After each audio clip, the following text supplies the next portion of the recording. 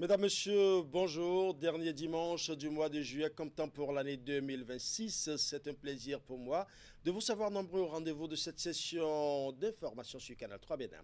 Au sommaire du grand format de ce dimanche, plusieurs invités comme d'habitude, des sujets d'actualité variés et d'intérêt commun sont aussi au menu de cette émission.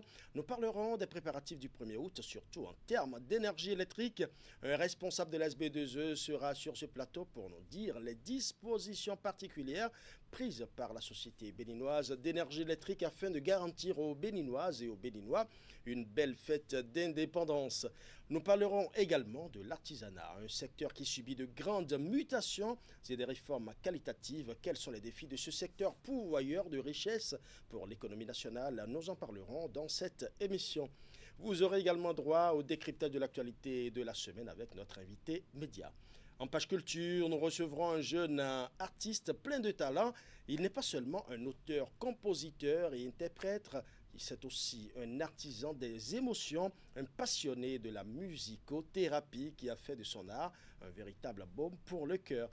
On l'appelle simplement Valdo Idéal ou Valdo pour les plus proches. Vous allez le découvrir dans cette émission que nous démarrons tout de suite par le journal.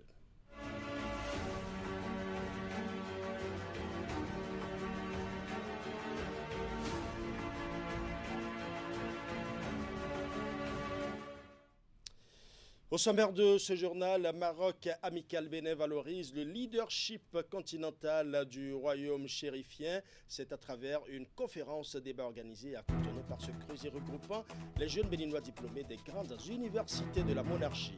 Diplomates marocains, membres de l'Amical et autres experts de la question ont pris part à la rencontre. Le point dans un instant.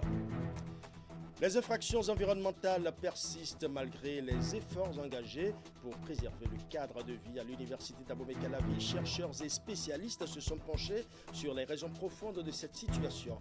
Une initiative de la commission permanente climat et environnement de l'Académie nationale des sciences, arts et lettres du Bénin. Nous allons également nous intéresser aux divers légumes, notamment les carottes, laitues, poivrons et choux que l'on retrouve dans nos marchés.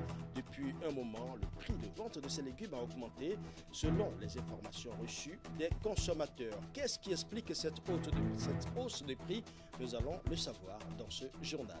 Voilà pour les titres. Mesdames et messieurs, à nouveau, bonjour. À la veille de la célébration de la fête du trône 2026, Maroc Amical de Bénin valorise le leadership continental du royaume chérifien. Dans le cadre d'une conférence débat organisée ce samedi à Cotonou par le Creuset, regroupant les jeunes béninois diplômés des grandes universités de la monarchie, la force de la diplomatie africaine déployée par le Maroc sous l'impulsion de Sa Majesté Mohamed VI est exposée et saluée. Diplomates marocains, membres de l'Amical et autres experts de la question ont pris part à la rencontre. Le point avec Hugues Vingbe sur les images de Jocelyn Bariga. Le 30 juillet 2026 marquera le 27e anniversaire d'accession au trône de Sa Majesté Mohamed VI. Pour Maroc Amical Bénin, le contexte est idéal pour porter en triomphe celui qui est l'architecte en chef d'une dynamique qui fait du royaume chérifien un acteur majeur de la croissance de l'Afrique. En ces jours de commémoration, nous rendons hommage à Sa Majesté le roi Mohamed VI, que Dieu l'assiste, pour sa vision panafricaine et pour la générosité du royaume envers le Bénin. Maroc Amical réaffirme son engagement à être un acteur actif de cette diplomatie des peuples. Depuis l'intronisation du monarque en 1999, le Maroc imprime notamment dans les domaines de la formation, des infrastructures, de la santé, de l'agriculture et des énergies renouvelables, une vision résolument tournée vers une Afrique solidaire, prospère et intégrée, privilégiant la coopération sud-sud. Depuis l'année académique 2018-2019 jusqu'à celle de 2025-2026, pas moins de 844 places de formation ont été offertes aux étudiants béninois.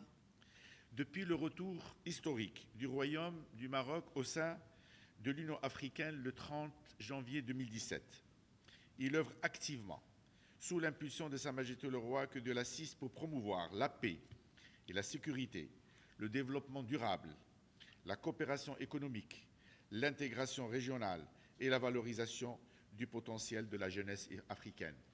Le panel autour du thème « Le Maroc sous Sa Majesté Mohamed VI, leadership continental et consolidation des partenariats Sud-Sud » a offert aux participants un cadre d'échange à bâton rompu sur la coopération maroco-béninoise et ses retombées pour Cotonou. À Porto Novo, la police républicaine intensifie la lutte contre l'occupation anarchique des emprises publiques. Dans ce cadre, une vaste opération de déguerpissement a été menée aux abords du marché moderne de Wando et sur plusieurs grands axes de la ville capitale. Plus de détails dans ce reportage. Libérer les emprises publiques, rétablir l'ordre et assainir le cadre de vie, notamment aux alentours du marché moderne de Wando. Tel est l'objectif de cette opération de déguerpissement menée par les éléments de la police républicaine sur la conduite du directeur départemental Dieudonné Diakho. Nous nous sommes transformés en ouvriers aujourd'hui pour ramasser les choses, pour assainir les voies, pour que ça soit libre. Depuis 6 heures, nous sommes là, il pleut, nous sommes sous la pluie.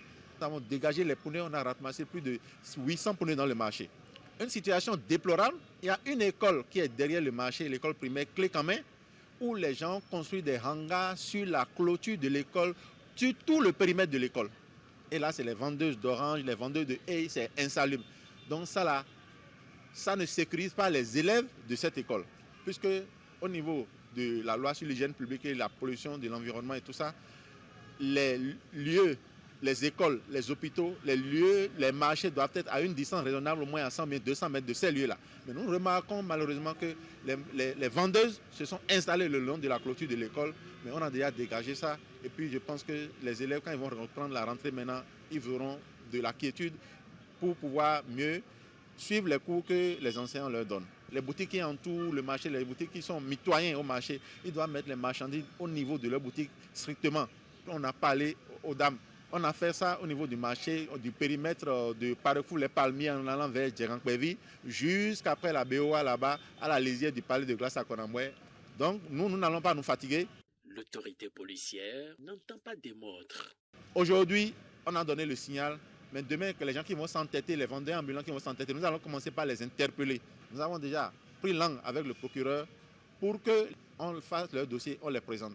Dans les prochains jours, les contrôles vont être renforcés. Les récidivistes subiront la rigueur de la loi.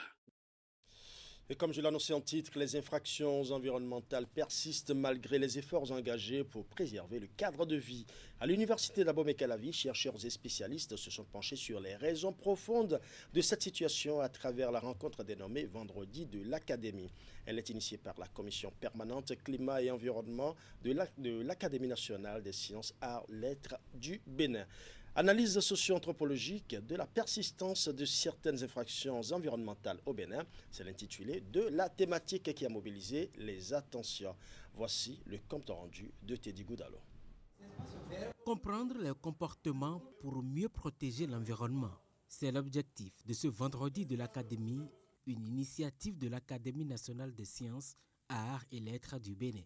À l'initiative de sa commission permanente climat et environnement, chercheurs, experts et acteurs du secteur se retrouvent pour analyser les causes profondes de la persistance des infractions environnementales au Bénin. La présente rencontre est une occasion propice de partage et d'échange d'expériences et de connaissances. Elle trouve toute sa pertinence dans la mesure où les infractions environnementales ne cessent de prendre de l'ampleur très inquiétante. Au cœur des échanges, 3 communications complémentaires. La première dresse un état des lieux des infractions environnementales les plus fréquemment constatées par les structures compétentes. La deuxième met en lumière les facteurs sociaux, culturels, structurels et politiques qui expliquent les résistances de certaines populations face aux normes de protection de l'environnement. Mais vous ne pouvez pas jeter des coques d'arachide dans la rue au Ghana. Vous ne pouvez pas jeter des peaux d'orange dans la rue au Ghana, ni de peau de banane, ni un sachet plastique. Vous ne pouvez pas. Qu'est-ce qui se passe? Ça veut dire qu'on s'y prend mal. Il faut de ce type de rendez-vous pour discuter de ces sujets tabous. Il ne faudrait pas que les gouverneurs restent dans leur coin et on met en place une loi et on se précipite pour déjà mettre en vigueur cette loi. Non. La troisième communication ouvre la réflexion sur les modèles d'éco-citoyenneté adaptés aux réalités béninoises. À travers cette rencontre scientifique, l'Ensalbe entend nourrir le débat public et contribuer à l'élaboration de solutions durables face aux défis environnementaux du pays. L'école supérieure d'expertise comptable USEC INTEC Bénin a célébré sa promotion 2026 du DCG. Sur 34 étudiants soumis à examen pour l'obtention de ce diplôme de renommée internationale, 28 ont tiré leurs épingles du jeu. Dans ce compte rendu, Esther Tofa et Mofit Sabouran font le point de la cérémonie. Nous allons suivre. Ils sont désormais en possession de leur DCG, entendez, diplôme de comptabilité et de gestion. Un diplôme français qui offre plusieurs débouchés internationaux à ces jeunes étudiants de l'École supérieure d'expertise comptable USEC INTEC Bénin. C'est une formation de standard international et c'est pourquoi nos étudiants arrivent à compétir sur le plan international. Après 3 ans de discipline, de rappel à l'ordre, de tout ce qu'il faut pour amener les jeunes à être intéressés par la formation. Au bout de la course, nous avons 28 sur 34. Ça nous fait un taux de 82%, nous en sommes heureux. Et sur les 28, il y a 24 qui partent pour l'Europe, voire même un qui va pour la Chine, grâce à l'ESEC, où ils sont venus faire un niveau licence. Et ils continuent pour certains dans l'expertise comptable, pour d'autres en finance et autres. Donc ça fait 26 ans que l'ESEC existe. Tout ça faire promouvoir vraiment les jeunes dans le côté gestion, finance. C'est ce dont l'économie a besoin. C'est avec ces attestations de félicitations que les autorités de l'école ont exprimé leur fierté et souhaité bon vent à cette promotion qui se distingue par l'excellence féminine. Un geste apprécié par les lauréats. Je remercie tous les professeurs qui nous ont accompagnés, l'administration. Je remercie aussi mes camarades qui n'ont pas baissé les bras, qui ont su s'entraider et marcher ensemble dans la même direction.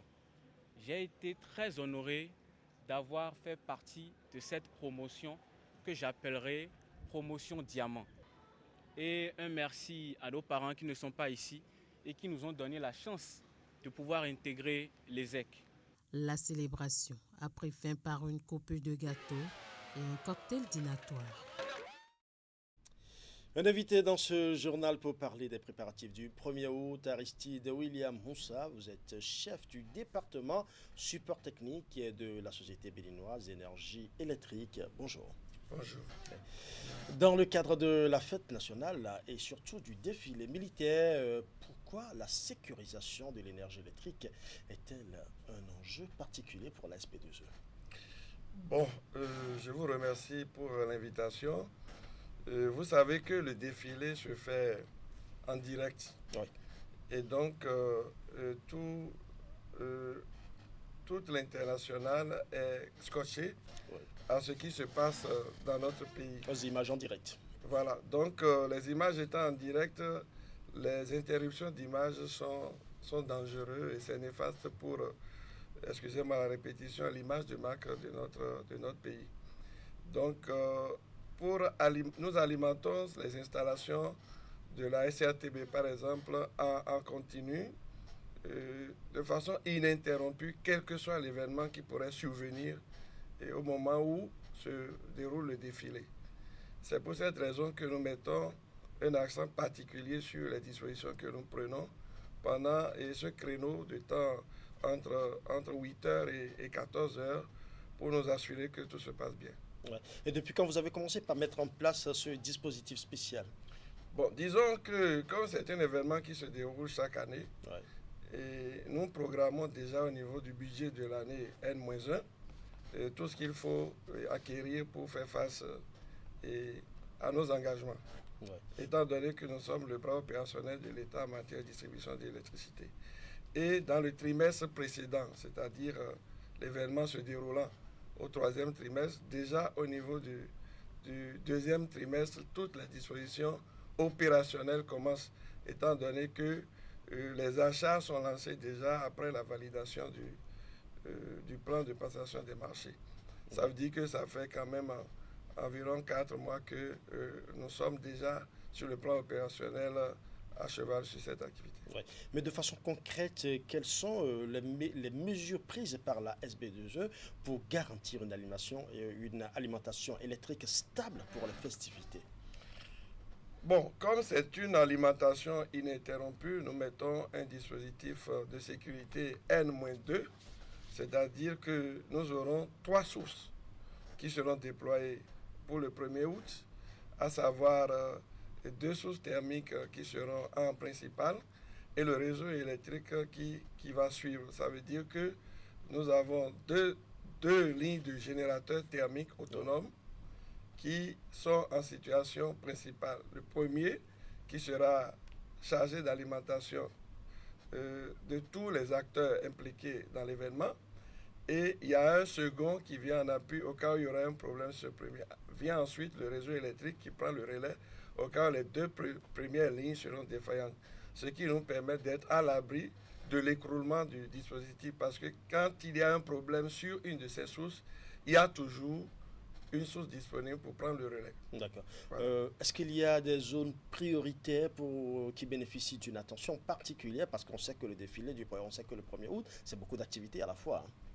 Oui, et je voudrais dire que l'aire de déroulement du défilé, c'est-à-dire tout ce qui est installé le long du boulevard de la Marina, est sécurisé. Et nous avons des postes adjacents qui sont notre poste de Bégamin, le poste de Vedocor, le poste de l'aéroport et le poste de Fidjosé qui sont impliqués dans le dispositif et qui nous permettent de prendre le relais dans la zone de la Marina, quel que soit l'endroit où il y a des problèmes. Ensuite, nous avons les générateurs thermiques qui permettent de mettre en autonomie et la ligne qui quitte la direction générale de MTN jusqu'au Jardin Mathieu.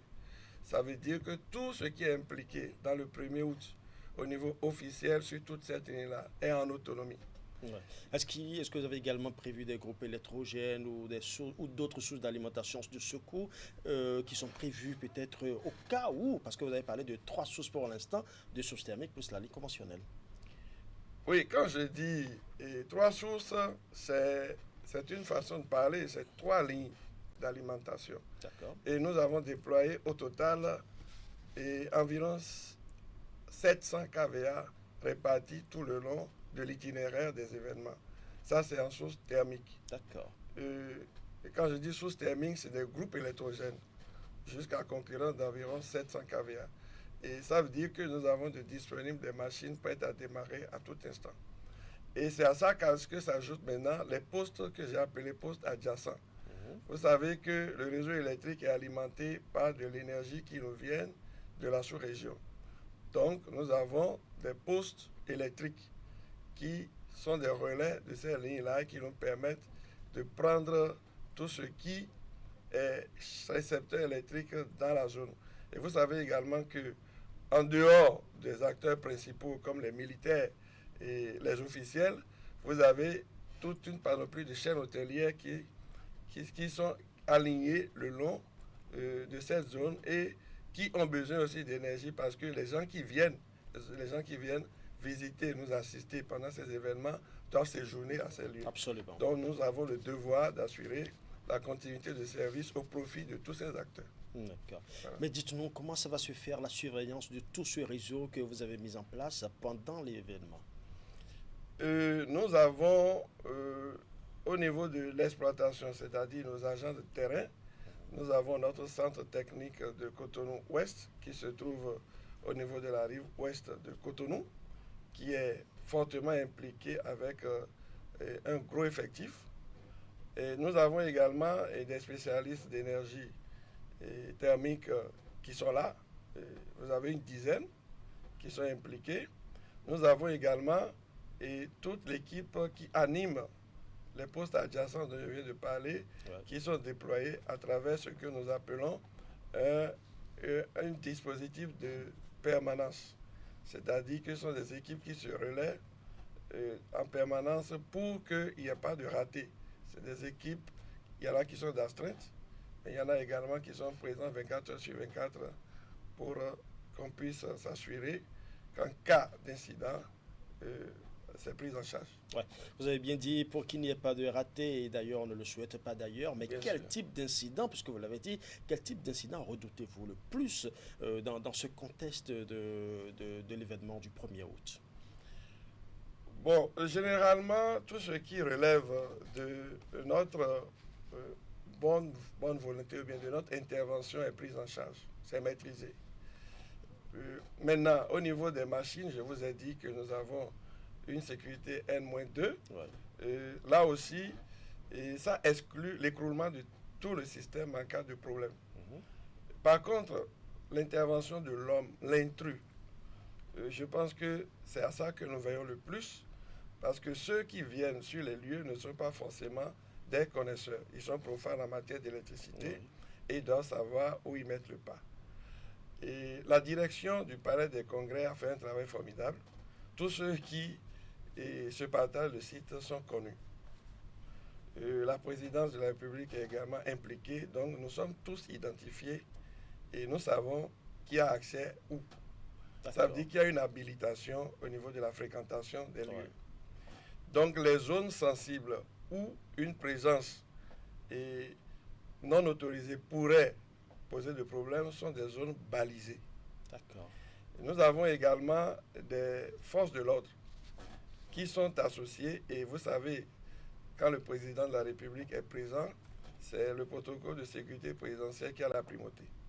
Eux aussi, ils sont habitués. Nous travaillons tous en étroite collaboration pour que les intrus qui pourraient nous perturber soient identifiés, orientés, afin d'éviter qu'ils mettent le pied là où il ne faut pas. Et ça ne veut pas dire que les gens vont exprès nous embêter. Il se peut que, sans le savoir, en circulant là où il ne faut pas, certaines personnes puissent nous créer quelques ennuis. Je prends par exemple les reporters qui ont besoin de se mettre au bon endroit pour prendre la bonne image et qui pourraient s'aventurer là où il ne faut pas. Voilà, donc nous circulons. Il y a des gens habilités chez nous qui circulent sur les lieux pour anticiper ces genres de situations. Et c'est ça qui appelle notre vigilance. Voilà. Très rapidement, juste une question de curiosité. Vous avez parlé des différentes sources et les dispositions qui sont prises pour qu'il n'y ait pas d'interruption. Mais dites-moi, quel est approximativement le délai d'intervention prévu en cas de coupure ou d'incident sur le site du défilé? D'abord, au niveau des sources, les incidents qui pourraient échapper à notre contrôle sont pratiquement exclus, compte tenu des lignes de redondance que nous mettons en place. D'accord. Par contre, au niveau de la distribution sur le terrain, au-delà des 6 points de soutirage que nous avons prévus pour quadriller l'aire de la zone de manifestation, il se peut que, par rapport à ce que j'ai dit tout à l'heure, certaines personnes piétinent des installations. D'accord. Mais le quadrillage est fait de telle sorte que, au niveau, par exemple, des récepteurs son, les gens ne puissent pas ressentir quand il y a un équipement acoustique qui est en souffrance. D'accord. De même, il y a un certain nombre d'écrans qui sont installés et qui permettent aux gens aussi de regarder les images. Donc, lorsque la distribution est perturbée, un écran peut se retrouver en souffrance. C'est ça. Et il y a toujours des gens à côté des points de jonction de ces équipements pour s'assurer que personne n'y touche. Tous les points de jonction sont gardiennés. D'accord. Et c'est des points sensibles qui sont névralgiques et nous y veillons. Dès lors que quelqu'un s'approche, je dirais que la réaction est sans délai puisqu'il y a un gardien qui est à côté et qui permet d'éviter que le pire n'arrive. Ouais. Voilà. Très rapidement, M. Ronsa, un mot de fin pour rassurer les Béninois sur la fiabilité du service pendant cette période symbolique de la fête de l'indépendance. Bon, et nous avons aussi 12 chefs-lieux de département, environ 65 chefs-lieux de communes. Et au-delà, je dirais, ça c'est sur le plan officiel, que l'ensemble de nos concitoyens célèbrent ce jour anniversaire de notre indépendance qui est d'un grand symbolisme dans l'histoire de notre pays. Et chacun à sa manière célèbre cette journée, soit pour regarder à la télé, soit également pour fêter à sa manière. Et je dirais à nos concitoyens que la SBE a tout mis en œuvre comme elle le fait d'habitude pour veiller à la continuité du service à travers ces 14 centres techniques qui quadrillent le pays, la quarantaine d'agences que nous avons qui nous permettent d'être présents dans les maisons et la quinzaine d'antennes que nous avons comme dispositif de proximité de la clientèle. Donc pour ce qui concerne la continuité du service, il n'y a aucun souci à se faire. Nous avons des équipes mobiles qui patrouillent pour réagir dans les minutes qui suivent les quelques incidents qu'on pourrait constater. Nous avons également au niveau des 15 et des 40 points de rapprochement de notre clientèle des permanences qui sont ouvertes sur toute la période pour permettre de recevoir les plaintes des clients. Il y a aussi notre centre d'appel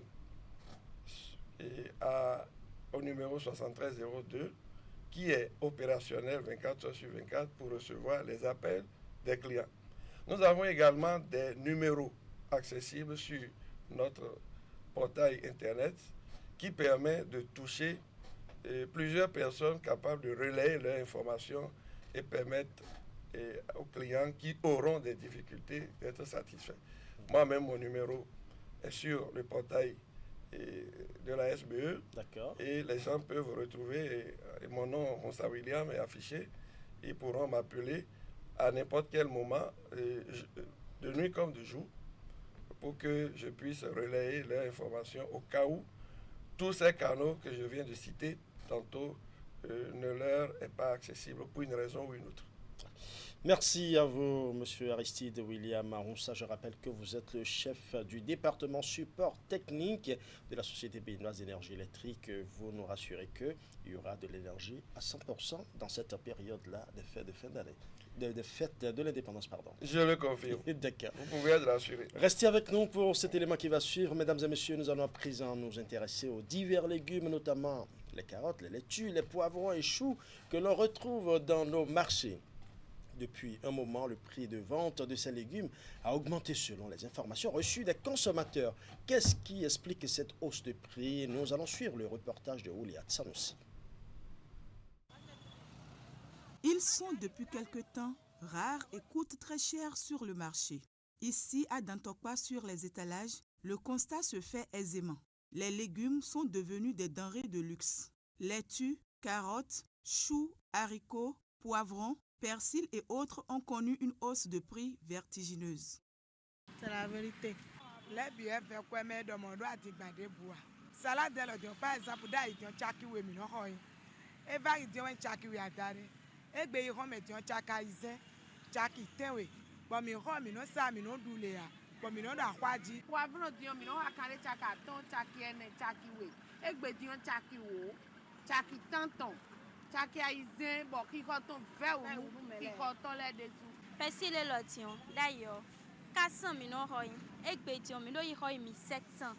Carotte et pour dire, mais il y a 35 000, pour dire, 45 000.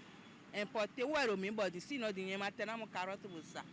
Toi, mes filles, on dit 140 000 euros sac, alors que là, il y a 40 000. Au dire des vendeuses rencontrées sur place, plusieurs raisons expliquent une telle situation. Les légumes que nous vendons là, c'est la pluie qui a tout gâché. Si ce n'est pas la pluie, rien ne peut être cher.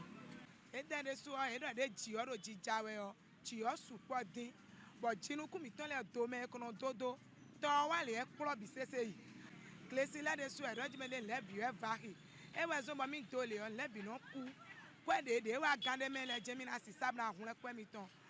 Autant les producteurs et les vendeuses se plaignent, autant les clients également le font, étant obligés de débourser plus pour acheter ce qu'ils avaient l'habitude de prendre à bas prix.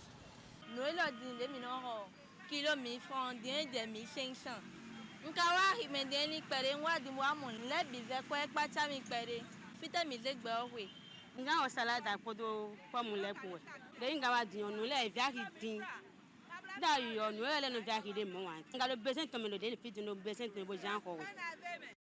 Impuissants face à cet état de choses, ajouté à la mévente, vendeuses de légumes et acheteurs s'en remettent aux autorités gouvernementales pour que des solutions soient trouvées afin que tout revienne à la normale dans les semaines et mois à venir. Dans le cadre de la mise en œuvre du projet de cohésion sociale des régions du Golfe de Guinée-Kosso, une délégation de la Banque mondiale, de la Société financière internationale et de l'équipe du projet Kosso a effectué une visite conjointe dans le département du Borgo le mercredi 22 juillet 2026. L'objectif était de constater les réalisations du projet et d'en mesurer l'impact sur les communautés bénéficiaires. Conduite par le coordonnateur national du projet Kosso et le directeur général de l'agence béninoise de gestion intégrée des espaces frontaliers ABGF, la délégation s'est rendue dans plusieurs localités des communes de Parakou et de Niki. Le compte rendu dans ce reportage signé Mansouratou Adeni Djibril. Dans le département du Borgo, les réalisations du projet Kosso passaient au crible. En moins de 24 heures, la délégation a visité 4 communautés bénéficiaires dans les communes de Niki et de Parakou. Périodiquement, il y a une mission de suivi, de supervision qui permet au dispositif national d'apprécier le niveau d'avancement de tous les investissements qui sont déployés. Et cette mission, elle est d'autant plus importante qu'elle permet non seulement d'apprécier l'état d'avancement, mais également d'avoir un focus sur le secteur privé. À Niki comme à Parakou, les bénéficiaires témoignent des changements apportés par ces réalisations dans leur quotidien. Au retour des congés d'avril, congés de fin du deuxième trimestre, et on a intégré le bâtiment. Et c'est quelques mois déjà, les résultats sont vraiment encourageants. Les enfants étaient fiers de travailler dans de bonnes conditions. Le cadre est très bon. Les enseignants même sont très contents. Pour le responsable pays de la Société financière internationale au Bénin, le projet Kosso constitue une initiative majeure pour améliorer durablement les conditions de vie des communautés. Ce projet de développement communautaire, notamment dans les départements septentrionaux du Bénin, est particulièrement important pour l'approche que nous avons de développement du secteur privé dans le pays. D'abord, on voit que ce programme génère des opportunités économiques pour les entrepreneurs qui ont pu effectuer les travaux. La deuxième chose, c'est que ces investissements communautaires peuvent bénéficier aux activités entrepreneuriales. Le troisième élément, et c'est d'ailleurs pour ça que je suis venu, c'est creuser comment on peut tirer des passerelles avec les partenaires et les interventions que la Société financière internationale peut avoir dans ces géographies. La mission s'est achevée par une audience accordée à la délégation par l'empereur de Niki, le maire de la commune et le préfet du département du Borgo. Quelques mois seulement après la justice rendue à la Confédération africaine des sports boules par le tribunal arbitral du sport, qui l'a rétabli pleinement dans ses droits d'organe représentatif de la Fédération internationale au niveau du continent, la CASP a tenu une séance d'échange avec les membres de la Fédération internationale de pétanque. Une importante rencontre qui s'inscrit aussi pleinement dans le cadre des préparatifs de la phase finale du tournoi national de pétanque organisé en marge des festivités du 1er août. Elle s'est déroulée ce samedi 25 juillet 2026 au siège de la fêtière continentale à Cotonou. Les détails avec Candide Rouhenta. Le fait qu'on se voit. Alors qu'une nouvelle étape s'est ouverte pour les sports boules africains, avec une légitimité retrouvée, la Confédération africaine des sports boules poursuit sa démarche de dialogue avec les différents pays et fédérations membres. Ce samedi 25 juillet 2026, c'est la Fédération béninoise de pétanque qui répond à l'appel de sa fêtière continentale, fidèle à une tradition bien ancrée de concertation. Cette tradition repose sur le dialogue, qui est la meilleure voie pour construire, renforcer la confiance et relever ensemble les défis auxquels notre discipline est confrontée. C'est donc une importante séance de travail qui réunit ici ces différents acteurs pour travailler à une gouvernance plus structurée et résiliente face aux défis à venir. Elle intervient à un moment clé marqué par les préparatifs de l'édition 2026 du tournoi national de pétanque après le franc succès de la première édition en 2025. Au cœur des échanges, le bilan du bureau actuel de la Fédération béninoise de pétanque, ses perspectives de développement, mais surtout les dispositions prises pour assurer une participation exemplaire aux solennités du 66e anniversaire de l'indépendance du Bénin. Il s'agit là d'un rendez-vous d'une grande portée symbolique qui permettra une nouvelle fois de mettre en lumière notre discipline. La Fédération béninoise de pétanque doit démontrer sa capacité d'organisation, de mobilisation et de promotion de la pétanque dans un esprit d'unité, de discipline et d'excellence. Un nouveau défi pour la Fédération béninoise de pétanque. Ces échanges stratégiques avec l'honorable Idrissou Ibrahima posent ainsi les jalons d'une feuille de route partagée au service du rayonnement de la discipline au Bénin comme sur l'ensemble du continent. Mais l'Afrique des sports boules doit rester unie, forte et respectée. C'est la fin du journal, mais le grand format se poursuit. Nous allons à présent suivre l'actualité relayée par les réseaux sociaux. C'est une compilation de Florence Bossa, une légère transition, le temps d'installer notre invité de la semaine.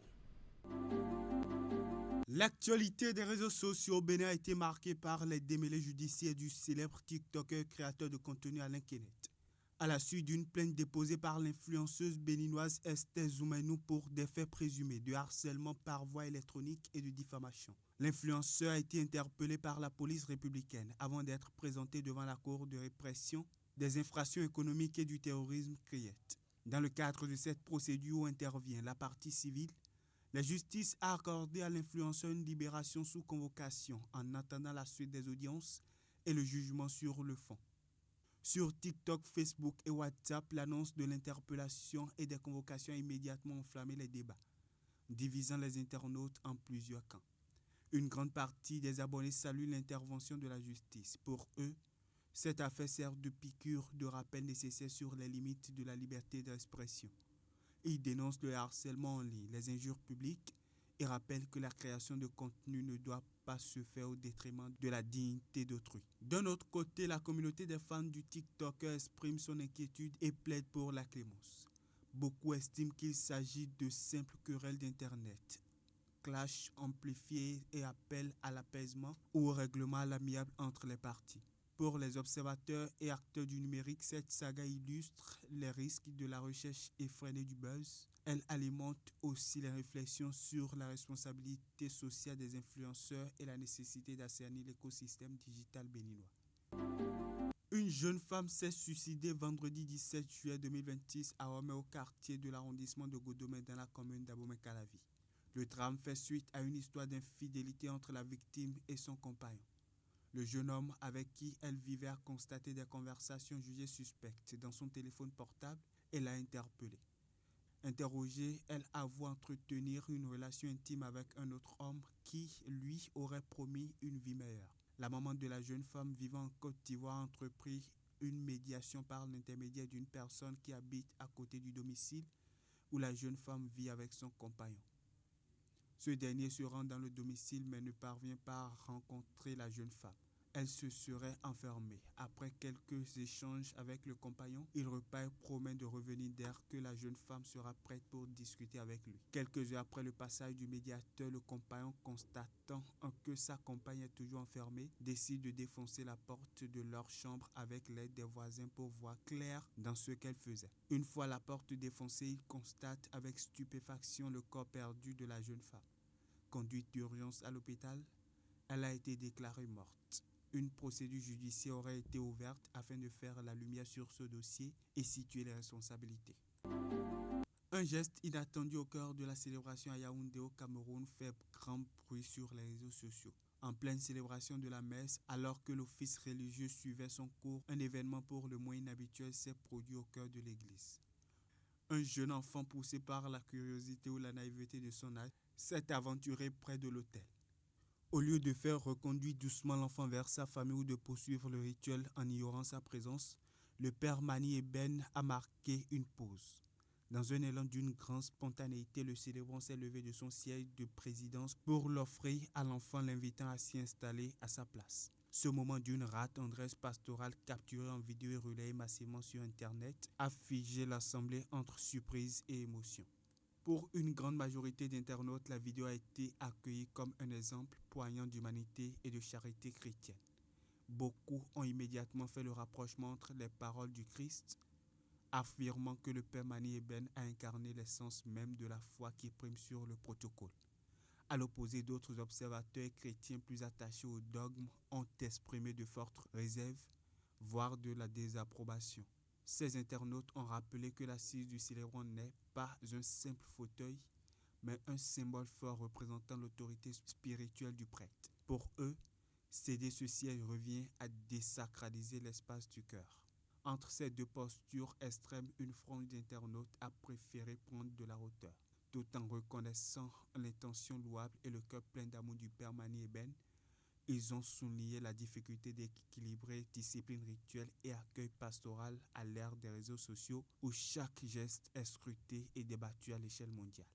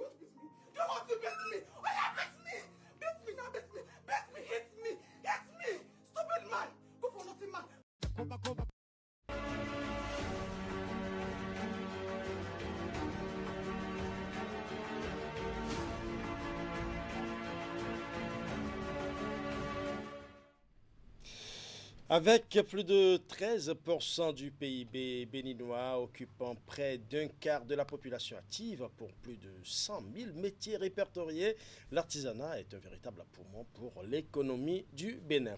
Alors que la nation vient de célébrer la journée de l'artisan béninois sous le sceau des artisans engagés et compétitifs, il est temps de poser les vraies questions parce que le secteur est en pleine mutation, certes, mais le secteur est aussi confronté à de sérieuses difficultés. L'artisanat béninois entre réforme, modernisation et réalité du terrain, c'est le thème qui fera objet de nos échanges aujourd'hui sur le grand format. L'invité de la semaine s'appelle Justin Ouessou-Sonon.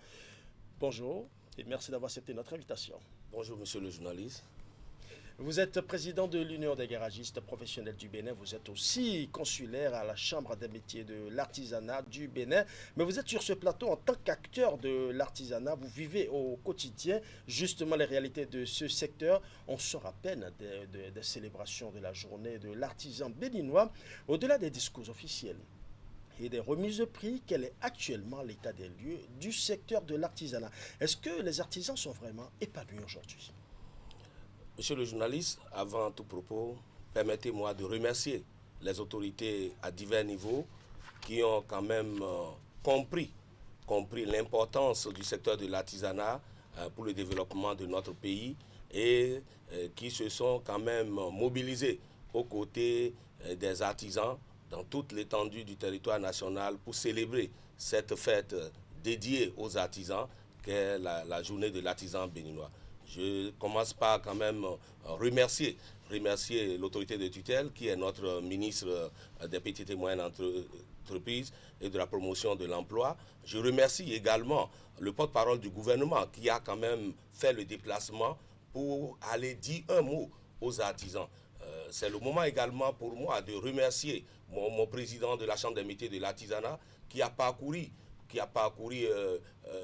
tous les regroupements, Cotonou, Abomey-Calavi, Ouida, pour quand même célébrer cette fête-là avec les artisans.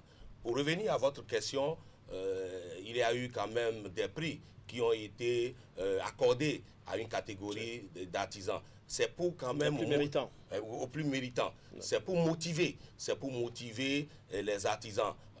Qu'ils vous souviennent que depuis sa mise en place, la Chambre des métiers de l'artisanat du Bénin, qui est un établissement public à caractère professionnel, est dans la logique de la professionnalisation du secteur de l'artisanat. Et lorsque le rythme change, la cadence aussi doit changer. C'est pourquoi les artisans du nord au sud doivent savoir que la Chambre des métiers de l'artisanat est une institution publique qui a pour mission quand même d'exécuter les réformes de l'État en matière de l'artisanat au Bénin. Ouais. Parlons justement des réformes institutionnelles, puisque vous avez parlé de des améliorations qu'il y a eu. On a la Chambre des métiers de l'artisanat Bénin qui est carrément rénovée, le registre national des artisans aujourd'hui qui est mis en place et l'examen surtout du CQM qui rassemble des dizaines de milliers de jeunes chaque année. Est-ce qu'on est enfin en train d'assainir le secteur ou est-ce qu'il s'agit simplement d'une lourdeur bureaucratique qui complique la vie aux petits menuisiers du quartier ou aux petits mécaniciens du quartier? Non. La professionnalisation du secteur de l'artisanat fait partie des réformes phares de l'État. Qu'ils vous souviennent, dans son programme de gouvernance, l'actuel président de la République, le président Wadaï, a prévu quand même la construction des bases d'appui dans toutes les communes, sur toute l'étendue du territoire national.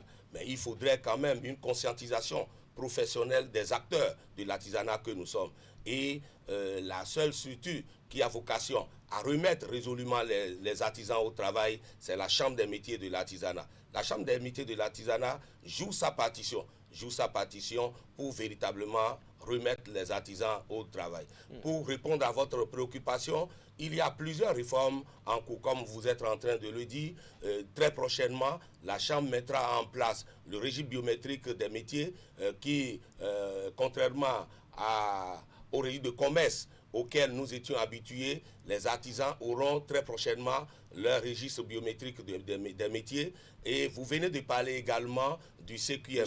Le CQM, c'est le premier diplôme d'État prévu pour les apprenants. Et dans le processus de professionnalisation du secteur de l'artisanat, l'État a confié l'organisation de l'examen du CQM à la Chambre des métiers de l'artisanat du Bénin pour qu'il y ait plus de suivi par rapport au processus d'organisation de cet examen-là. Et aujourd'hui, l'État étant le certificateur, les gens ont des centres de formation, les gens ont leur atelier, ça leur revient de mieux former leurs apprentis pour que, une fois au CQM, ces apprentis peuvent librement passer l'examen là. Mais la Chambre des métiers n'a pas croisé les bras. La Chambre des métiers s'est lancée dans le processus de conception des curricula de formation pouvant permettre aux maîtres artisans de former les apprenants selon les normes exigées avant d'aller au CQM. Oui, mais on sait que le volet formation du projet H, par exemple, l'assurance pour renforcement du capital humain, promet la modernisation des compétences. Mais concrètement, Justin Ouessou-Sonon, vous qui êtes acteur du secteur, un artisan formé aux nouvelles normes, sans accès aux machines modernes, est-ce que ça sert véritablement ? Non, quand le rythme change, la cadence aussi doit changer. Artisans que nous sommes, une prise de conscience professionnelle s'impose à nous. Et nous devons tourner dos au bavardage inutile et nous consacrer sérieusement à nos ateliers. Qu'est-ce que je veux dire par là? Nous devons savoir que nous sommes dans du libéralisme professionnel. Et dans le libéralisme professionnel, l'État ne va pas passer d'atelier à atelier pour quand même nous aider tous à tout moment. On ne fait pas le bonheur de tout un peuple à la fois. Nous devons montrer notre bonne foi, nous devons montrer notre volonté et démontrer qu'effectivement nous sommes des artisans qui veulent quand même accompagner le processus du développement. Et c'est en fonction. L'État fait beaucoup. Si vous me permettez de faire le rappel de certaines choses ici, l'État quand même a mis en place le fonds de garantie, le fonds de garantie des artisans. L'État quand même a mis en place le projet H. Le projet H, moi je fais partie des bénéficiaires. Beaucoup de personnes ont bénéficié du projet H. Vous savez, tout comme le droit, la médecine, l'architecture, l'artisanat aussi est une science dynamique qui nécessite la notion d'effectivité. Nous ne devons pas être dans la caducité pour prétendre dire que nous sommes des professionnels. Ceci étant, lorsque le projet H est mis en place, si nous sommes désignés pour aller suivre cette formation-là, nous devons quand même sacrifier ce temps pour suivre la formation. On ne finit pas d'apprendre, on finit de grandir. Bon, force est de constater que certains ne sont pas prêts pour suivre ces formations-là. Et l'équipement moderne? L'équipement moderne, la Chambre des métiers de l'artisanat du Bénin est en train quand même de courir dans tous les sens pour accompagner les artisans. Et non seulement ça, chaque artisan doit savoir que le développement de son entreprise artisanale dépendra de la manière dont il gère ses recettes. Il ne faudrait pas dépenser du jour au lendemain tout ce qu'on gagne. Il faut mettre de côté et vous n'êtes pas sans savoir que lors de la formation H, des opportunités sont accordées aux maîtres artisans pour quand même accéder aux prêts au niveau de Padmé, au niveau de certaines structures. C'est toujours pour quand même accompagner les artisans à la modernisation renouveler leur matériel. À renouveler leur plateau technique. On sait également que le gouvernement prône le consommant local.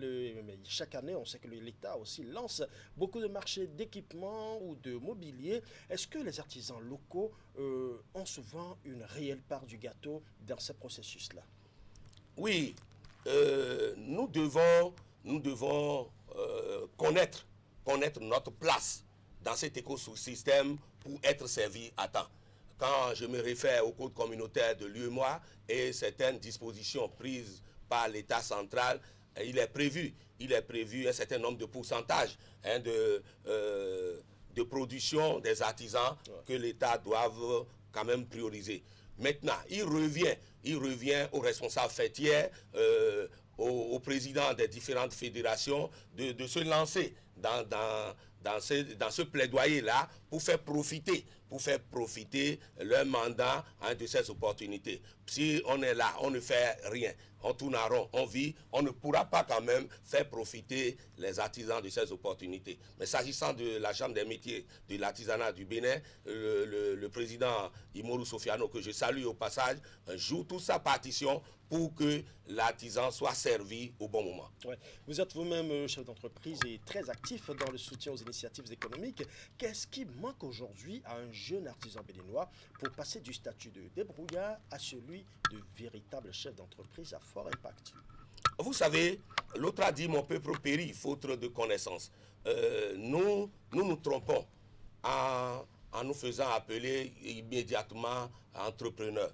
Non, depuis 2010, au Togo, l'OADA a clarifié déjà cette chose et il y a une grande différence entre entrepreneurs et entrepreneurs. Conformément aux dispositions des articles 30 et suivants de l'acte conforme l'acte uniforme de l'OADA, l'entrepreneur, c'est tous les artisans, l'agriculteur, les commerçants détaillants, les artistes, tous ceux dont le chiffre d'affaires est entre 0 et 30 millions ne sont pas des entrepreneurs, mais ils sont des entrepreneurs. C'est ceux dont le chiffre d'affaires commence à partir de 50 millions qui sont des entrepreneurs. Maintenant, nous avons dans le secteur de l'artisanat trois catégories d'artisans. Il y a les artisans de suivi, il y a les artisans émergents et les artisans structurés. Si la couturière qui transporte sa machine de maison en maison pour quand même travailler et se nourrir, sait que cette poursuite-là ne lui garantit pas un avenir radieux, il lui revient de faire un effort d'économiser, changer de statut pour devenir artisan émergent en louant quand même un local et commencer par travailler là et être identifiable. De même, celui-là aussi, quand il fait des merveilles et modernise son atelier, il va structurer son atelier. Donc, un artisan structuré. Structuré. Donc la Chambre des métiers de l'artisanat a un regard bien fixé sur ces trois catégories d'artisans pour pouvoir susciter la mutation progressive de l'artisanat de suivi en artisanat émergent et de l'artisanat émergent en artisanat structuré pour accompagner le développement tant prôné par les autorités.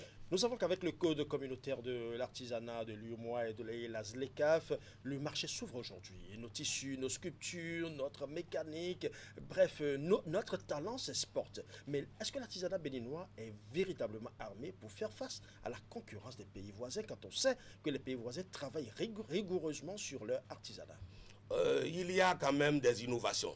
Il y a quand même des innovations dans le secteur de l'artisanat. Si ma mémoire est bonne, au niveau des foires internationales, il y a l'artisanat béninois qui est toujours représenté, et non seulement ça, l'expertise béninoise est sollicitée dans certains pays de la sous-région. C'est pour vous dire qu'il y a quand même une certaine amélioration dans le secteur de l'artisanat. S'agissant du marché, le code communautaire de l'UEMOA, comme vous venez de le citer tout à l'heure, a accordé plusieurs opportunités aux artisans. L'artisan béninois est libre d'aller exercer et vendre ses œuvres dans les différents États membres de l'UEMOA. Donc le code a prévu cela. Il revient à chaque artisan d'améliorer ses œuvres et ses produits pour pouvoir être crédible sur le marché international. Ouais. Justin Ressourcenon, si vous aviez aujourd'hui face à vous la ministre de tutelle ou le président de la Chambre des métiers de l'artisanat que vous côtoyez au quotidien, quelle est la mesure d'urgence, la décision concrète que vous leur demanderiez de prendre avant la fin de l'année pour améliorer les conditions de l'artisan? Pour améliorer les conditions de l'artisan, et ça je le dirai très prochainement à la nouvelle ministre qui vient de prendre fonction, il faut que le régime biométrique des métiers soit opérationnel. Il faut que le titre professionnel des métiers, l'attestation de spécialité au métier, il faudrait que ces choses évoluent pour que le maître artisan soit plus quand même crédible. Parce qu'aujourd'hui, nous, artisans qui avions été formés au vieux temps, c'est le diplôme traditionnel que nous avons. Et la Chambre des métiers de l'artisanat a innové en mettant en place le titre professionnel des métiers, qui est quand même un diplôme qui a plus de valeur que le CQM. Donc lorsqu'on va lancer ces choses-là, ça va motiver les artisans et ça va quand même les permettre de se prendre un peu plus au sérieux. Ouais. Le message est clair, direct et sans langue de bois. L'artisanat béninois a du talent. Les réformes sont en marche, vous l'avez dit, mais l'épreuve du terrain et de la compétitivité financière reste le vrai juge de paix. Merci Justin Ressourcenon d'avoir été avec nous sur ce plateau. Bon dimanche à vous. Merci. Ouais.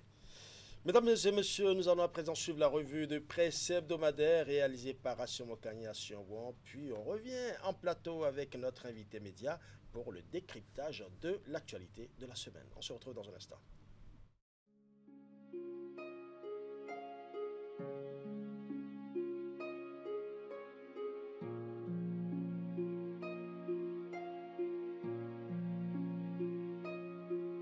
Vous avez le choix.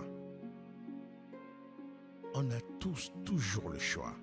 Le choix d'une vie de plaisir incontrôlée avec à la clé une famille nombreuse condamnée à la précarité. Ou le choix de construire un foyer heureux et équilibré avec le nombre d'enfants dont vous êtes en mesure de vous occuper convenablement. C'est ce deuxième choix que vous propose l'AFIA. L'AFIA, c'est une gamme complète et efficace de solutions pour planifier les naissances et mieux assurer l'épanouissement et l'avenir de votre famille. l'AFIA, le bonheur de votre famille.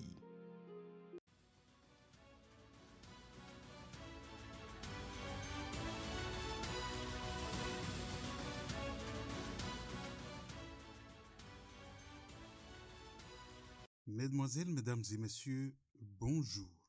Le journal La Nation rapportait que la Haute Cour de justice est désormais au complet. Les 6 députés désignés par l'Assemblée nationale pour siéger au sein de cette juridiction d'exception ont prêté serment le mercredi 22 juillet au Palais de la Marina devant le président de la République, Romuald Wardani. Ce rite institutionnel majeur consacre leur entrée officielle en fonction. L'ancien chef de l'État, Boni Yayi, révise sa position en ce qui concerne sa participation au Sénat. Le Challenge écrivait alors que le suspense est levé. Boni Yayi a donné son avis favorable en tant que membre du Sénat. L'ancien président de la République l'a fait savoir, mettant ainsi fin aux interrogations sur sa position. Dans une déclaration adressée à ses compatriotes le mercredi 22 juillet 2026, précisait le matinal, il annonce son intention d'exercer son droit de sénateur, estimant que la nouvelle institution peut constituer un cadre de dialogue politique dans un contexte marqué, selon lui, par la raréfaction des espaces de concertation. Les lignes bougent affichaient en gros titre Fraternité qui indiquait qu'il précise qu'il ne s'agit pas d'une démarche personnelle de recherche de fonction, mais de l'exercice d'une prérogative constitutionnelle. Dans son intention, Boni Yayi a également fixé les priorités qui guideront son action au Sénat. L'ancien président cite notamment le respect des droits de l'homme et des libertés fondamentales, le renforcement de l'unité nationale, la sécurité, la défense du territoire, le dialogue, la démocratie et la paix. Il assure vouloir contribuer avec ses futurs collègues à faire du Sénat un vase d'honneur au service des intérêts du peuple béninois. Pour Bénin Intelligent, l'ex-président du Parti Les Démocrates entend faire de cette institution un cadre de dialogue et de défense des préoccupations du peuple. La Nation du vendredi renseignait que reçu en audience par le président de la République, Romuald Wardani, le jeudi 23 juillet, le président de la commission de l'UEMOA, Abdoulaye Diop, a présenté les conclusions de la revue des réformes communautaires. Il a notamment mis en avant les progrès du Bénin dans la mise en œuvre des tests de l'Union et salué les performances économiques du pays considérées comme un atout pour l'ensemble de l'espace communautaire. L'événement du jour renchérissait et écrivait qu'il a salué les performances enregistrées par le Bénin, qui a obtenu un taux de mise en œuvre de 73% des réformes communautaires. Ce résultat, supérieur au seuil de 70% fixé par la Commission pour attester des efforts significatifs des États membres, traduit selon lui l'engagement du Bénin dans le processus d'intégration sous-régionale. Et pendant ce temps, titrait la presse du jour, échanges économiques entre le Bénin et le Niger, urgence pour la réouverture de la frontière commune. Les deux pays perdent gros. C'est le journal panafricain qui alerte sur les dégâts économiques qu'entraîne la fermeture de la frontière Bénin-Niger, décidée en juillet 2023 par ce dernier. Pour Jeune Afrique, l'estimation globale du coût se chiffre en dizaines de milliards de francs CFA de recettes douanières perdues, avec des coûts logistiques ayant bondi de 30 à 50%. Le journal précise que pour le Bénin, la fermeture a privé le port de Cotonou d'une part de ses activités, faisant effondrer les volumes d'échanges bilatéraux. Ces volumes, selon Jeune Afrique, passent de 15,9 millions de dollars en 2023 à 10,4 millions par la suite. Du côté du Niger, l'impact est plus profond à cause de son statut de pays enclavé. La situation provoquerait un manque à gagner considérable en recettes douanières et a engendré des surcoûts logistiques importants. Autrement, la situation ne profite ni au Bénin pour lequel la fermeture est imposée, ni au Niger qui a décidé de cette fermeture et qui maintient jusqu'à présent, malgré le dégel des relations entre les deux pays, favorisé par l'élection de Romuald Wadagne à la tête du Bénin. Fraternité rapportait vendredi que lors d'un échange en direct sur les médias sociaux, le jeudi 23 juillet 2026, le ministre porte-parole du gouvernement, Wilfried Léandre Ngoumbedji, a réagi sur plusieurs sujets d'actualité, entre autres la désactivation de la SENA, l'interdiction de l'insecticide Sniper, le cadrage des formations en ligne, les décisions du CNE et la situation des personnes atteintes de drépanocytose, le sujet d'une éventuelle prise en compte de ce handicap invisible dans la législation a été transmis aux structures compétentes pour analyse, rassure Wilfried Ngoumbedji. L'autre fait marquant de la semaine est, comme l'écrivait l'événement du jour, le Conseil économique et social qui a officiellement installé son nouveau bureau le mercredi 22 juillet 2026. À l'issue du processus de mise en place des instances dirigeantes de l'institution, l'ancien ministre d'État Abdoulaye Biotchane a été élu président du Conseil économique et social. Économiste de formation, faisait observer le challenge. Abdoulaye Biotchane fait son retour au premier plan des institutions nationales. Son parcours force le respect. Ancien président de la Banque ouest-africaine de développement et ex-directeur du département Afrique du Fonds monétaire international, il a durablement marqué la vie publique béninoise. La page Conrad Gbagidi est tournée au CES, pointait Fraternité. Son successeur est désormais connu. Abdoulaye Biotchane a pris officiellement fonction en exprimant sa profonde gratitude à l'endroit du président de la République pour sa nomination, tout en saluant le soutien de son prédécesseur, Patrice Talon, et du président de l'Assemblée nationale, le professeur Joseph Diogbenou. Affaire d'Anivol, le tribunal de première instance de Cotonou a rendu le mercredi 22 juillet 2026 son verdict dans l'affaire de l'assassinat de Pierre Urbain d'Anivol, ancien cadre du ministère des Finances disparu en 2010, écrivait le matinal. Alofa a été reconnu coupable des faits d'assassinat. Il a été condamné à 30 ans de réclusion criminelle. Le tribunal a par ailleurs ordonné la restitution des restes de Pierre Urbain d'Anivol à sa famille, mettant ainsi un terme à un volet important de cette affaire qui a profondément marqué l'opinion publique béninoise. Depuis plus de 15 ans, la nation rappelait que la disparition de Pierre Urbain d'Anivol, cadre du ministère des Finances, remonte au mois d'août 2010.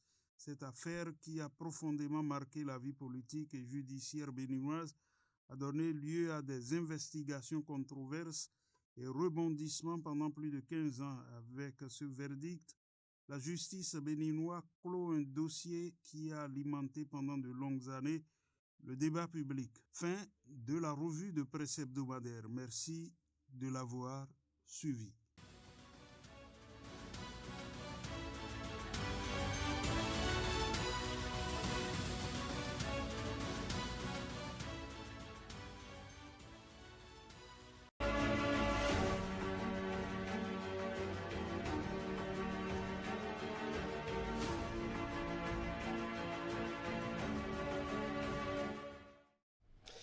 Mesdames et messieurs, c'est l'heure de faire le tour d'horizon de l'actualité nationale.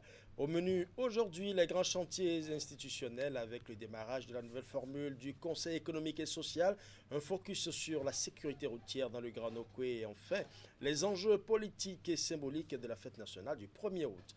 Pour analyser ces sujets chauds de la semaine, je suis sur le plateau avec Arnaud Douban, journaliste au quotidien d'information de Service Public. Arnaud, bonjour. Bonjour, cher ami. Merci d'avoir accepté notre invitation. C'est moi. Ouais. Élu à la tête de la 8e mandature du CES, restructuré par la loi de 2024, l'ancien ministre d'État Abdoulaye Biotchane prend désormais les rênes d'une institution consultative dotée de prérogatives renouvelées. Arnaud, quelle lecture peut-on faire à travers le choix de ce poids lourd de la finance et du développement sur l'ambition accordée à cette institution? D'abord, pour le ministre ABT, il devient président de l'institution, du portefeuille de ministre à celui de président de l'institution, ce n'est pas la même chose, il y a un grand changement. Et je crois qu'il aura également l'occasion de toucher du doigt tout ce qu'il avait mis en œuvre ou ce qu'il mettait en œuvre en tant que technicien, les plans de développement, le plan de ceci, le plan de cela. Alors quel regard de la société, comment cela s'implémente réellement dans la vie de Béninois. Je crois qu'il a l'occasion d'avoir un regard un peu plus large sur tout cela, à ce poste-là. Et également, vous savez que le CS a fait un mandat avant, après les réformes, il y a eu le mandat de transition, de 3 ans, le mandat de transition. Au cours de ce mandat de transition, ils ont également essayé d'implémenter les nouvelles directives pour insuffler une nouvelle dynamique à l'institution. Donc je crois que le président Bété va s'insérer, va rester forcément s'insérer dans ce moule-là, puisque ça a déjà pris après le vote de la loi, et il y a l'élaboration également d'un document stratégique. Et vous savez que le CS également, nous l'avons dit à un certain moment que ça a été un peu plus politisé, mais d'une manière ou d'une autre, aujourd'hui, le CS, avec cette structuration, la réforme a permis d'élargir un peu. Il y a plus de membres au niveau du CS aujourd'hui. Le CS est mieux représenté au niveau des départements. Et ils ont leur conseil départemental. Le CS est mieux représenté au niveau des communes. Donc je crois qu'aujourd'hui, le CS permet donc d'avoir un regard, si on le veut, un peu plus direct. Et avec ses représentants un peu partout, le CS est en mesure d'être un peu plus proche des citoyens. C'est une institution qui a quand même été pendant longtemps qualifiée de budgétivore ou d'organe purement honorifique par une partie de l'opinion. Est-ce que le CS aujourd'hui, qui a été profondément réformé par la loi de 2024, selon vous, quel est le réel changement de paradigme attendu avec cette nouvelle génération de l'institution? Vous savez que d'abord le CSPM, c'est comme le nom le dit, le Conseil économique et social. Et vous savez qu'on leur présente le budget, la loi des finances, on va les présenter, ils vont débattre de ça. Lorsqu'il y a certains projets, ils vont également débattre en conseil. Lorsqu'ils ne comprennent pas certaines questions également, l'institution peut questionner et demander à ce qu'on puisse l'éclairer sur telle ou telle activité ou telle situation que vivent les populations. Donc déjà dans le fonctionnement de l'institution, c'est déjà le fond. Mais aujourd'hui, cela a été un peu plus élargi, puisque le CS a ses représentants un peu partout sur l'ensemble du territoire national, et cela a été étoffé. La seule fausse note que nous avons notée avec cette réforme, c'est plus de politisation, parce que les partis politiques se sont totalement arrogés de l'institution aujourd'hui. Et puis, vous savez, on a sorti les forces sociales, les centrales, on a sorti les forces sociales. Mais dans le fonctionnement, je pense qu'on peut avoir de façon plus concrète la vie du citoyen lambda. Parce que c'est cela, le Conseil économique et social. C'est que tous les corps de métier, comment ça se fonctionne, les artisans, comment ils vivent, quelle est la perception de la gouvernance en cours, quelle mesure sociale a été prise, ou telle autre a été prise, quelles sont les raisons, les motivations. Les acteurs, les représentants au niveau du Conseil économique et social doivent pouvoir être éclairés sur ces questions-là. Et pour éclairer également l'opinion. Et récemment, vous avez vu, ils ont commencé à faire une petite tournée également pour des questions, pour sensibiliser les citoyens sur un certain nombre de comportements. J'ai entendu récemment, ils ont fait des séances par rapport au sachet plastique. Et le CS qui réunit les élus locaux pour échanger, pour leur dire voilà, c'est pas bien, voilà la loi pour éviter. Ouais, donc c'est quoi que l'institution elle-même aujourd'hui est en train de se rendre davantage visible. Vous voyez, c'est vrai que les rapports, on aurait souhaité que les rapports du CS soit accessible aux médias. Bon, comme c'est le conseiller. Vous avez bien fait de le souligner tout à l'heure. On a vu Conrad Baguidi, le président qui vient de céder sa place, Conrad Baguidi, mettre un peu le Conseil économique et social sur les feux de rampe, et ça a permis à beaucoup de Béninois de mieux connaître. Mais maintenant, quels est selon vous les premiers dossiers chauds sur lesquels Abdoulaye Biotchadé, le nouveau président, et ses pairs conseillers sont attendus au tournant, puisqu'on commence maintenant par connaître véritablement le CES? Oui, je dis qu'il va poursuivre. Il va poursuivre la dynamique laissée par Conrad. D'ailleurs, il n'a pas le choix. C'est avec la nouvelle monture, il doit chercher vraiment à s'imprégner du fonctionnement, mais surtout maintenir cette dynamique, parce qu'il ne faut pas oublier Conor Gbagidi a quand même fait un travail assez intéressant. Ouais. Il était sur plusieurs fois à la fois, on l'a vu, il a beaucoup circulé avec ses équipes. Donc, ils ont commencé à faire un travail, je crois que j'ai trouvé, de mon point de vue, très intéressant pour la visibilité du Conseil économique et social. Et je pense que l'ABT va s'inscrire exactement dans cette dynamique-là. Et peut-être mieux faire. Parce que l'ABT, c'est quand même lui, c'est quelqu'un qui connaît, qui a de la matière, de l'expérience. Oui, mais le CES reste une assemblée consultative. Comment Abdoulaye Biotchane peut-il s'assurer que ses avis et propositions ne finissent pas au fond des tiroirs de l'exécutif ou du Parlement? C'est un risque qui est resté permanent avec le CES, même le CES nouveau format, puisque, vous savez, lorsque les conseils, on dit conseil, donc c'est à vous donner les conseils maintenant au pouvoir, à l'exécutif, de prendre en compte ou de ne pas en tenir compte par rapport à ces objectifs. Donc je crois que le CES c'est un organe qui accompagne, et le CES va rester dans cette dynamique. La vision du président Wade sera accompagnée, les projets du gouvernement seront accompagnés, et dans certaines mesures expliquées, certaines décisions seront peut-être expliquées aux citoyens, au niveau de toutes les instances aujourd'hui sur l'ensemble international avec les acteurs du CS. Ouais. Donc je pense que voilà, il y aura, comme vous appelez, plus d'implémentation des décisions. Si les décisions-là sont, je trouve, validées en Conseil des ministres ou validées par le gouvernement actuel, il y aura une meilleure implémentation de ces décisions-là si c'est bien compris au niveau du CES. Parce que, comme nous l'avons dit, la loi des finances et de certains nombres de projets passent forcément au niveau du CES, parce que les acteurs du CES sont des acteurs sociaux, et puis ils doivent avoir un regard et faire des propositions. De ce point de vue-là, ils sont obligés également de travailler, donc de suivre, ça rentre dans le cadre de leurs activités, de leur cahier de charge, de suivre, de comprendre, de poser des questions et de former des recommandations. Mais aujourd'hui, c'est ça l'institution, les recommandations peuvent tomber dans les tiroirs, c'est la crainte que nous avons souvent du CES. Et les rapports du CES ne sont pas publics. Vous voyez, si après le CES quitte cette boîte noire-là de confidence de l'exécutif pour que l'opinion puisse bien savoir, voilà, par rapport à telle politique publique, voilà ce que... les propositions qui sont faites et les orientations qui sont données. Du Conseil économique, ça nous permet de dire après, oui, le gouvernement a suivi les recommandations du CES, ou le gouvernement n'a pas suivi ces recommandations, et voilà là où nous en sommes. Ça a été une erreur de ne pas avoir suivi les recommandations du Conseil économique et social. Nous, c'est ce que nous avons souhaité. On avait pensé qu'avec cette réforme, on allait pouvoir aboutir à cela, mais nous ne l'avons pas actuellement. Ça reste une grosse boîte noire par rapport au Conseil, et je crois que on restera sur notre fin par rapport à ce volet-là. Ouais, nous espérons toujours de toute façon, cela fait partie des défis qui incombent à Abdoulaye Biotchane, le nouveau président du Conseil économique et social. Nous allons à présent parler sécurité routière. On sait que des portiques de gabarit et de contrôle de gabarit sont installés depuis dimanche dernier aux différentes entrées de l'échangeur de Godomain en allant vers Abomey-Calavi, entre Cotonou et Abomey-Calavi bien évidemment. Est-ce une réponse technique de la récurrence des incivilités des poids lourds sur cet axe routier? Évidemment, c'est une réponse parce que vous savez que les conducteurs de gros camions, des gros porteurs ne veulent pas respecter les normes en matière, les normes et les standards. Puis on charge, comme vous appelez ça, les chargements au gabarit, ils sont coutumiers du fait, et à chaque fois, ça crée des accidents. Vous avez vu, il y a récemment un exemple d'un camion qui a pris feu. Vous voyez, on ne veut pas rester dans la norme.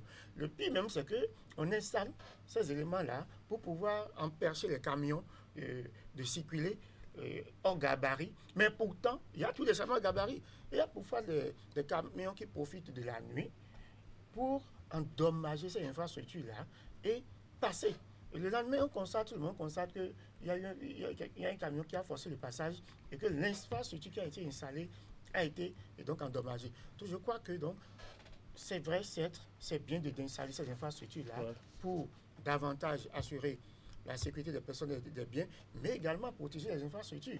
Mais au-delà, il faut quand même un peu plus de veille, pour que ces infrastructures ne subissent pas donc ces actes que commettent ces camions-là. Parce que généralement, les gens ne sont pas sanctionnés. En tout cas, c'est l'impression qu'on a.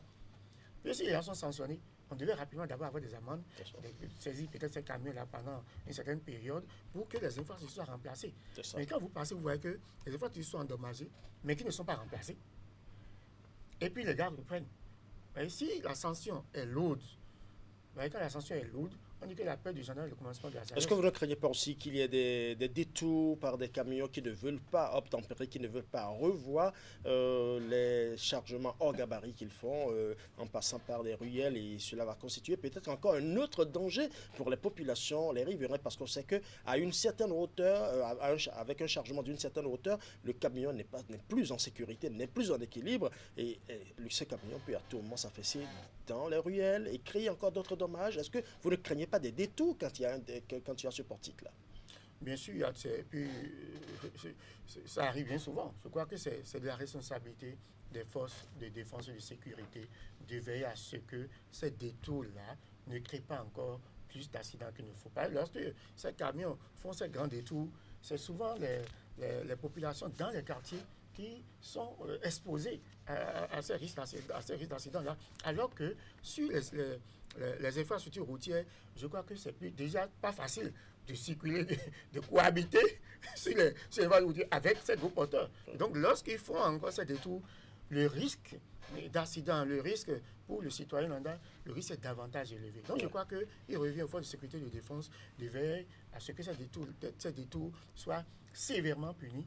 Puisque lorsque on te surprend en train de faire le détour et puis ton camion est raisonné avec la marchandise, je crois que ça pose un problème.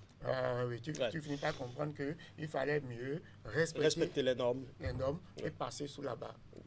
J'ai laissé le meilleur sujet pour l'affaire Arnaud Doumarou. Nous abordons à présent la fête nationale du 1er août. En quelques mots, dans quel climat politique social s'ouvre cette célébration sous la présidence de Romuald Wadani? Il a toujours suivi les fêtes du 1er août en tant que ministre d'État, et aujourd'hui, il le fait en tant que premier officiant, chef de l'État, chef suprême des armées. Quelle lecture faites-vous et qu'est-ce que vous attendez de ce 1er août en termes d'image et en termes d'action? D'abord, je dirais que je vais m'interroger sur les sentiments qui animent le chef de l'État pour ce premier exercice. C'est d'abord ça, parce que vous savez qu'il sera, comment vous appelez ça déjà, le cas de commandement. Le commande-car, oui. Le commandement, là, et puis derrière, vous aurez, je crois que la dame, son titre m'échappe, et puis fait la parade. Madame Toupé, l'aide de camp. L'aide de camp, avec droit comme un drapeau. Et puis, elle a appris à le faire. Et puis il y a la parade. Il y a la parade, il va faire la revue des troupes. C'est le thème consacré. Le chef d'état-major, le chef d'état-major général des forces armées également qui sera à ses côtés. Oui. Tout cela, c'est qu'il rentre dans la dynamique, dans la peau du chef suprême des armées. Je crois que c'est l'une des plus belles cérémonies que nous avons, qui permet au chef de l'État de montrer quand même c'est moi, le président, le chef suprême des armées. Je crois que c'est une très belle image. Et puis l'autre chose, c'est que vous savez que le premier août, l'occasion de voir également les forces armées, dans leur tenue, dans leur parade. Et puis tout cela mis ensemble, c'est quoi que c'est une telle belle cérémonie qui attend le président Wadani. Vous serez certainement sur le terrain pour vivre l'événement, ou vous allez rester devant votre poste téléviseur? Non, je crois que je suis devant mon poste téléviseur parce que la nation a un représentant à la présidence qui va assumer la couverture. Non, je crois que on s'attend à une très belle cérémonie, mais également on s'attend certainement à son discours. Je ne sais pas si son discours, je ne sais pas si on l'aura certainement la veille.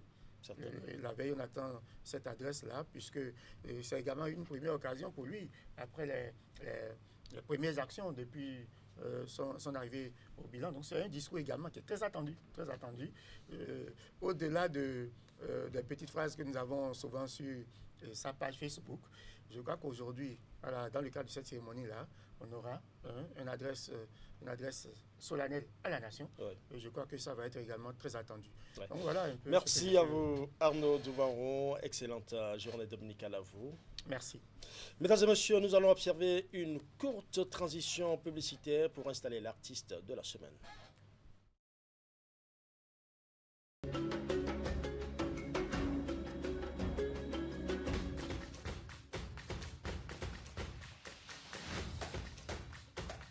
bienvenue à cette nouvelle édition de Canal Sport, notre rendez-vous hebdomadaire qui, chaque semaine, vous permet d'avoir des nouvelles du monde sportif béninois et d'ailleurs. Mathéo Arlenvi, vous le connaissez? Oui. Jouer loin de ses bases et se qualifier, ce n'est pas évident. Hein. Au départ, vous y croyez? Au départ, bien sûr qu'on veut jouer au Bénin tous les matchs, mais pour l'instant, on est à 6 matchs, 0 défaite en Côte d'Ivoire. Mais bien évidemment, on préfère jouer les matchs à Cotonou et au Stade de l'Amitié ou au Stade de Charles de Gaulle.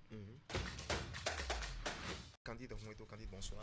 Narcisse, bonsoir, bonsoir Prosper et bonsoir à tous nos téléspectateurs. Oui. Dans le cadre de cette 12e journée de la Ligue professionnelle de football du Bénin, ils sont amenés leur caméra sur les installations du stade synthétique de l'université d'Abou-Clavi pour suivre cette affiche entre les Requins de l'Atlantique et les Adjaka-Loulou de l'Est. Cotonou, suivez.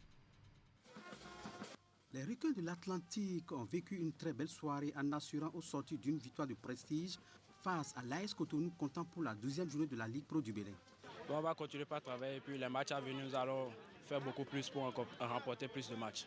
Vraiment, je suis content et c'est la première fois que j'ai pu marquer aujourd'hui. Ça fait plaisir et avec l'équipe, on a eu les 3 points.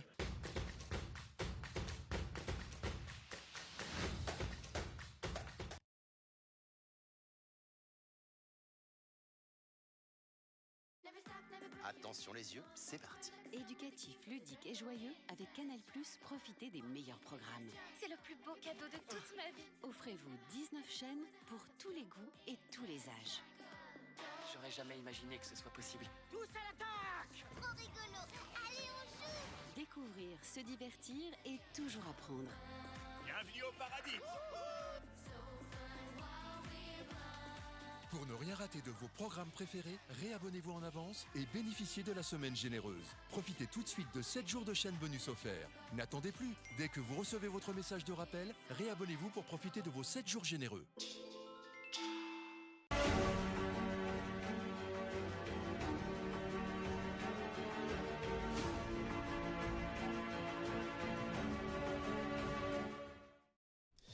Mesdames et messieurs, nous abordons la dernière ligne droite de cette émission.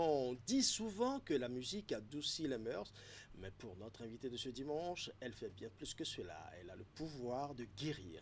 De son état civil, codifié Osvaldo Idael, le public le connaît sous le nom de Valdo Idael, ou plus simplement Valdo. Il n'est pas seulement un auteur, compositeur et interprète, c'est un artisan des émotions, un passionné de la musicothérapie qui a fait de son art un véritable baume pour le cœur. Dans son univers, les sonorités africaines rencontrent la chaleur des rythmes latins, l'élégance du jazz et la douceur de l'acoustique, avec des textes poignants qui abordent la résilience, la foi, l'amour et nos réalités sociales. Il s'est donné pour mission d'éveiller les consciences et de redonner espoir. Son ambition, c'est de faire rayonner une musique africaine moderne, profonde et surtout universelle. Valdo Idael est sur notre plateau. Bonjour Valdo. Bonjour Ulrich. C'est un plaisir de te recevoir sur ce plateau. Plaisir partagé. Avant de rentrer dans le vif du sujet, je voudrais te permettre de mieux faire connaître à nos téléspectateurs ce que tu sais faire le mieux.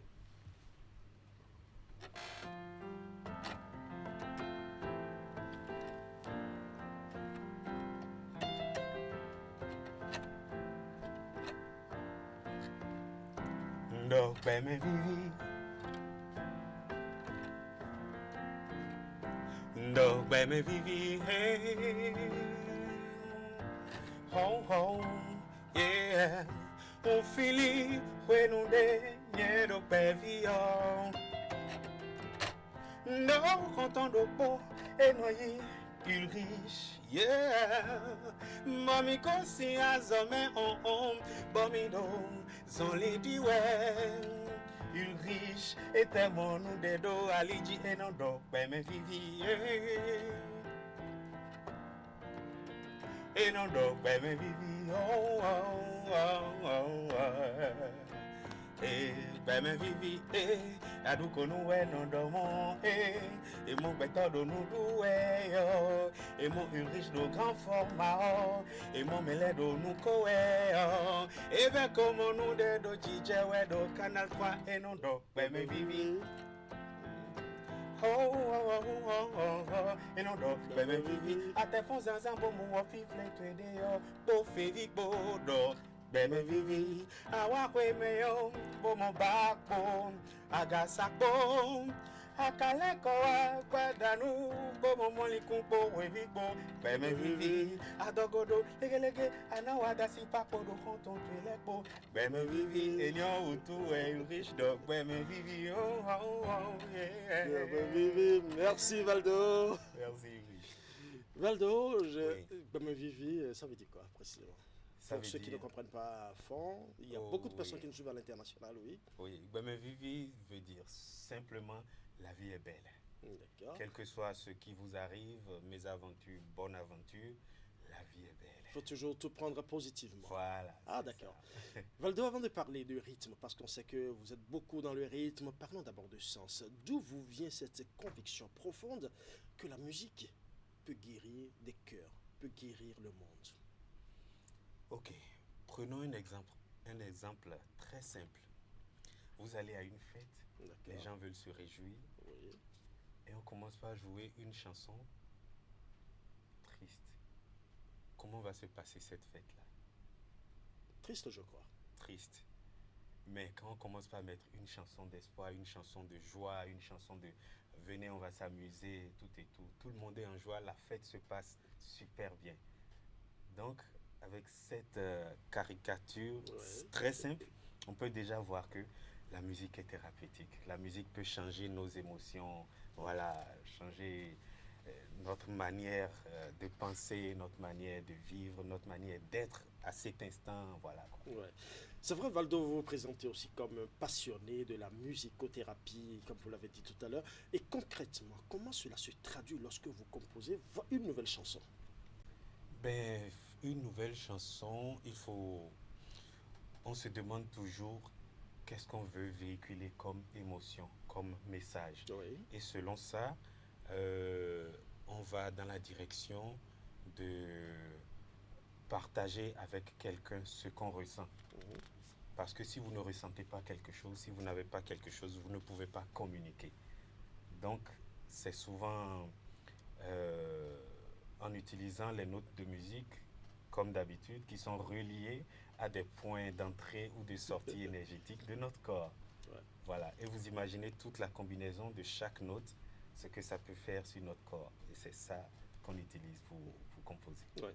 Vous êtes dans le jazz, vous êtes dans le zouk, les rythmes latins et les sonorités africaines. Oui. Comment parvenez-vous à marier toutes ces influences sans perdre votre identité, votre propre identité? Eh bien, je crois que la musique est un langage universel et quand on regarde les rythmes qui viennent d'ailleurs, il y a toujours des similitudes avec nos rythmes de chez nous. D'accord. Donc, il faut rechercher ces similitudes et pouvoir décrypter ce qu'on peut mettre dans notre propre musique pour pouvoir rendre ça plus international. Ouais. On sait que vos textes parlent beaucoup de fragilité de la vie tout à l'heure, c'est Be me vivi, mais en même temps derrière, vous avez dit quels que soient les problèmes de la vie. Donc il y a la fragilité de la vie, de la résilience. Est-ce que votre musique est le miroir de votre propre vécu? Eh oui, tout à fait, tout à fait. Vous n'êtes pas sans savoir que nous avons tous des problèmes de vie, voilà, qu'on gère tout le temps. On a des hauts et des bas. Absolument. Des hauts qu'on adore d'ailleurs, des bas qu'on n'adore pas. Donc, c'est tout ça là qu'on véhicule. Voilà, c'est le vécu de tous les jours, quoi. Ouais. Voilà. Et quand vous écrivez sur nos réalités sociales, qu'est-ce qui capte le plus votre attention dans la société actuelle? Ben, dans la société actuelle, je crois que nous avons besoin d'être plus posés. D'accord. Voilà, donc je m'attarde plus sur des champs qui peuvent nous permettre de nous poser, de nous ressourcer, de réfléchir à notre propre vie, à notre propre développement et pouvoir impacter aussi les générations qui viennent et pouvoir dire aux générations qui sont passées que vous avez fait pour vous, nous aimons, nous avons apprécié, nous apprécions bien et prendre les leçons qu'ils nous ont appris déjà. Voilà, donc c'est un peu ça qu'on mélange. Je sais que Valdo apprécie ou privilégie les arrangements acoustiques. Est-ce une façon de laisser plus la place au message et à l'émotion nue, c'est ça? Oui, tout à fait. Ben, je suis musicien, bien vrai, mais je laisse une place proéminente pour l'émotion et la voix. D'accord.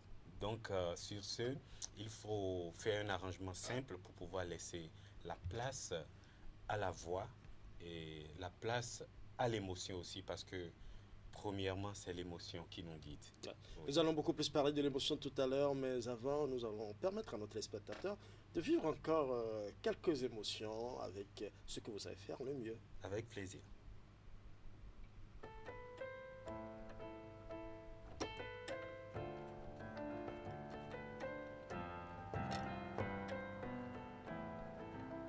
En courant, on cherche, et quand on trouve, on court encore plus vite, et on cherche encore. Chaque victoire ouvre un nouveau paysage, mais qu'est-ce qu'on cherche au bout de ce voyage? Chaque note que je joue me rapproche plus de moi-même, mais qui suis-je vraiment? Je veux savoir, et quand j'ai l'air de trouver, la vie me fait courir plus vite qu'auparavant. Mais en fait, je cherche quoi? Oh, on court, on cherche, et quand on trouve, on court encore plus vite, et on cherche encore. Chaque victoire ouvre un nouveau paysage, mais qu'est-ce qu'on cherche au bout de ce voyage? On veut aller toujours plus vite, mais les plus beaux moments de la vie nous demandent toujours de ralentir. On dit qu'on veut la paix, mais on prépare la guerre et on nourrit nos colères qui nous enlèvent la joie de vivre. On court, on cherche, et quand on trouve, on court encore plus vite et on cherche encore. Chaque victoire ouvre un nouveau paysage, mais qu'est-ce qu'on cherche au bout de ce voyage? Merci Valdo, on court, on cherche, et quand on trouve, on court encore, et on cherche encore. C'est un ritournel de la vie apparemment. Voilà, on ne finit jamais de chercher. Wow, c'est profond. Oui. Vous dites aussi vouloir privilégier l'interprétation scénique authentique, l'interprétation authentique sur scène. Oui. Oui, mais quel est votre état d'esprit dans les minutes d'avant votre montée sur scène? Ben, avant de monter sur scène, comme je le dis toujours, chaque artiste a, je peux dire, a une mission sociale. Et notre mission sociale, c'est de partager ce que nous avons. La belle émotion, je peux dire, le bon sens, une réflexion posée, le partage de l'amour, voilà quoi, la bonne humeur surtout. Donc, il faut qu'on se mette dans une disposition de bonne humeur, de plénitude avant une scène. Et c'est ce qu'on essaie de faire tout le temps. Ouais. Vous avez surtout parlé d'émotion depuis que nous avons démarré cet entretien. Selon vous, quel est l'ingrédient secret pour qu'une chanson touche un public qui, par exemple, ne comprend pas forcément les paroles?